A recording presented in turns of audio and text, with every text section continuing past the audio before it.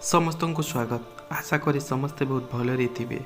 जीवन में सफलता हासिल करिवार इच्छा समस्त थाए, मात्र ये सफलता पाई संघर्ष करने को कई आग्रही हुअंती नहीं।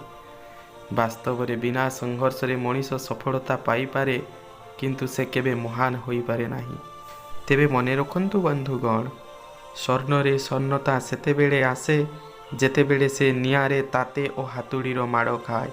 बिना संघर्ष रे मनीष महान हुए ना, सेहीपरि संघर्ष न करी पथर केबे भगवान हुए ना। तेबे चलंतु एक सुंदर कहानीटिए शुणिबा एवं जानिबा मनीष जीवन रे संघर्षर महत्व केते। एक ग्राम रे जड़े परिश्रमी कृषक थिले। कठिन परिश्रम करी बिलरे धान गहम डाली जातीय फसल चाष करुथिले। चाष द्वारा तांकर परिवार चलुथिला। फसल को निजर संतान परि से जत्न नेउथिले। अधिकांश समय रे तांकर फसल नष्ट हो जाउथिला। केतेबेले बन्या बात्या तो केतेबेले मरुड़ी परी कौनसी ना कौनसी प्राकृतिक कारणरू नष्ट होउथिला। दिने से अत्याधिक क्रोधित होई आकाश को चाही कहिले, भगवान समस्ते आपणଙ୍କୁ अंतर्यामी कहती, आपणଙ୍କୁ सबुठारु शक्तिशाली कहती। आपणଙ୍କ आदेश रे खरा वर्षा काकर हुए, तेबे आपणଙ୍କୁ कौन ए दुखी कृषिकर दुख देखा जाऊ नहीं? वास्तव रे आपणଙ୍କ पाखरे कौनसी शक्ति नहीं। जदि आपणଙ୍କର शक्ति अछि, तेबे समस्तଙ୍କ दरकार अनुजाई खरा बेले खरा एवं वर्षा बेले वर्षा करंतु, नचेत शक्ति मते दियंतु। मु ऋतु अनुसारे पाग बदलाइबी, फल कौनसी कृषकर फसल आउ नष्ट होब नहीं। भगवान कृषिकर तीक्ष्ण वाक्य शुणी हसुथांती। कृषक पुणी कहिला, मु एठारे शस्यर भंडार लगेई देबी। हठात भगवान कृषक को आगरे प्रकट हेले एवं कहिले, पुत्र मु तुमको मो शक्ति देउची। आजिठारु तुमे जेमिति चाहिबो सेमिति पाग परिवर्तन करि परिबो। कृषक बहुत खुशी हेला।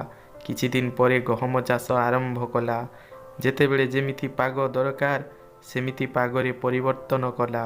एबे एमिति फसल हेला जे आगरू एपरी केबे होई नथिला। कृषक जहा भाबुथिला ताहा हेबारु भगवान को भूल प्रमाण करने को चाहिला।